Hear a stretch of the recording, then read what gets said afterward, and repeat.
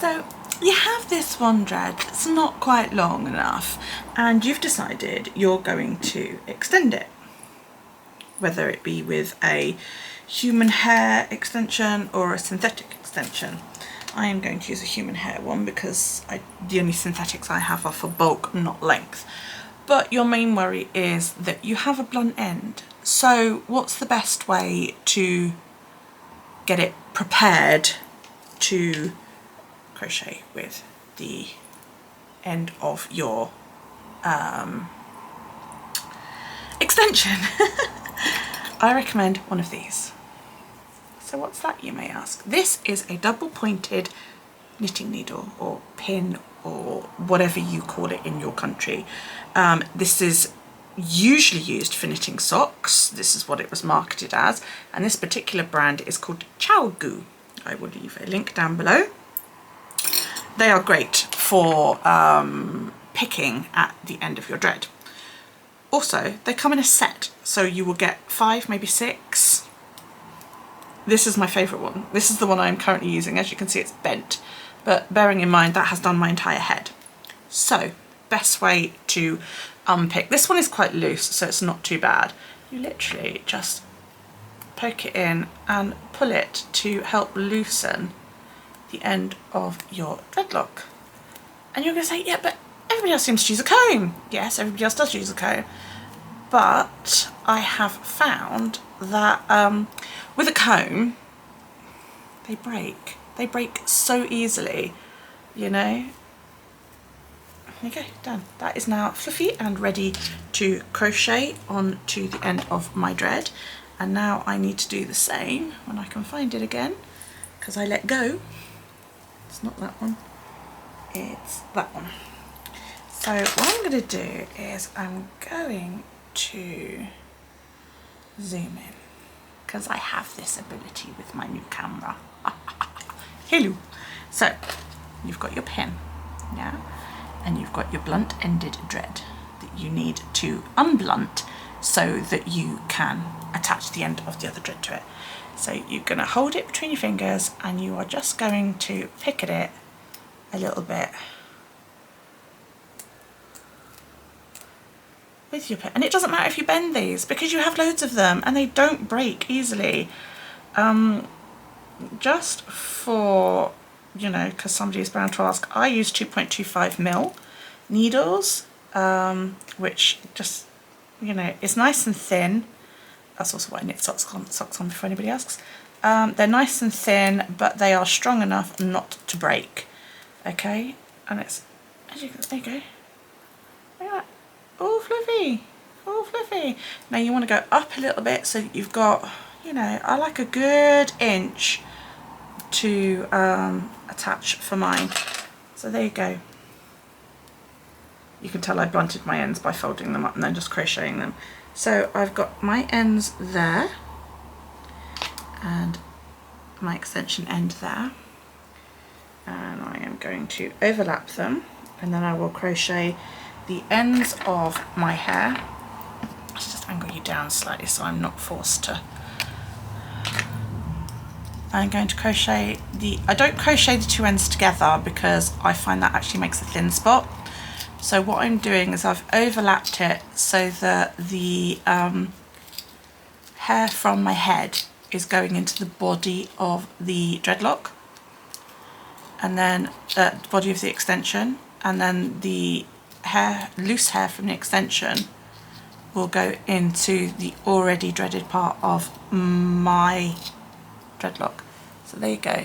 That's the extension sticking out there. And you can see the hair is going into it. I find this makes a securer join. If I do it where I just crochet all the loose hair together, it's not strong enough, I found. Maybe I'm not making the ends long enough, I don't know. But I have tried it a few times and it's just made for a looser join. And I don't want that. And then you work your way down to where the two meet, sort of thing. And you can see where it is on mine because I have slightly different coloured hair than the extension, but that's, you know, that's fine. I chuck so much dye on my hair, it doesn't really matter.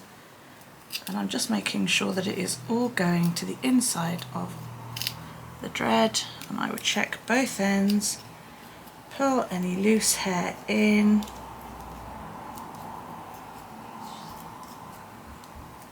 Like so.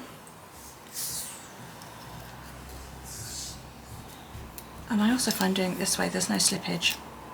I've not had any fallout since I started doing it this way, but I have had so-called professionally fitted locks that have been done where they crochet the loose ends together. I have had those slip out. And you might find that you get a bend like that. Well, you know, sometimes that happens, and all you need to do is a little bit of palm rolling just to help straighten it out. It's where you've crocheted all on one side, really. So then once it's in, you just give it a good palm roll, like so. Bob's your uncle. There's the join. I'm pulling quite hard. Okay, that's now extended my lock by another 4 inches or so, just to give it that less short, blunt feeling. I extended all of my locks recently. These are synthetic, and I keep finding ones that I missed on the back of my head, and I'm like, I've missed one. So yeah, I seem to have them all at the moment. Right, let's zoom you back out again. So there you go. I hope you found that helpful. I will link down below the needles that I used. If you end up with your needle like that and it's not comfortable to use, all you need to do is, I will just show you on the edge of my desk, excuse the hair and the makeup, is hold it on a flat bit and just bend it back. Sometimes it's a little bit hard to do because the needle will try and roll in your hands.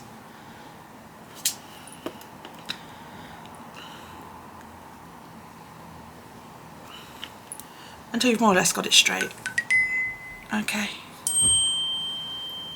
So it now looks a lot straighter than what it did, and you can keep going on at it until you've got it, until it's, you know, more or less straight.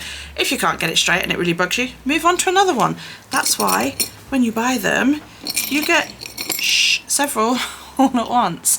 I have 4 here because I've lost one of them, but these will last me for ages with my hair, so you know, no trouble whatsoever. If you have any further questions, this is my son. If you have any further questions, please do feel free to ask down below, and I will try and answer as best as possible. Wait, I haven't got there yet. I have been using double pointed needles on my locks for ages. I suffer very little loss as a result. I don't break them.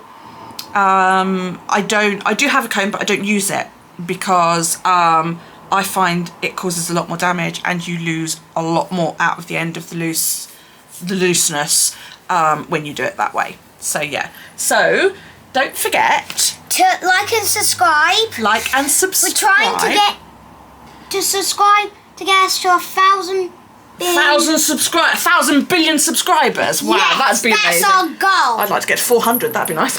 No, 1,000 billion. 1,000 billion trillion subscribers. That would be Please lovely. subscribe and like. Don't forget to leave a thumbs up. Any comments, questions, suggestions, or feedback, they go down below. Every comment gets a like, a love, or a written response. Thank you so much for joining me today, and we will see you next time. Say bye. Bye.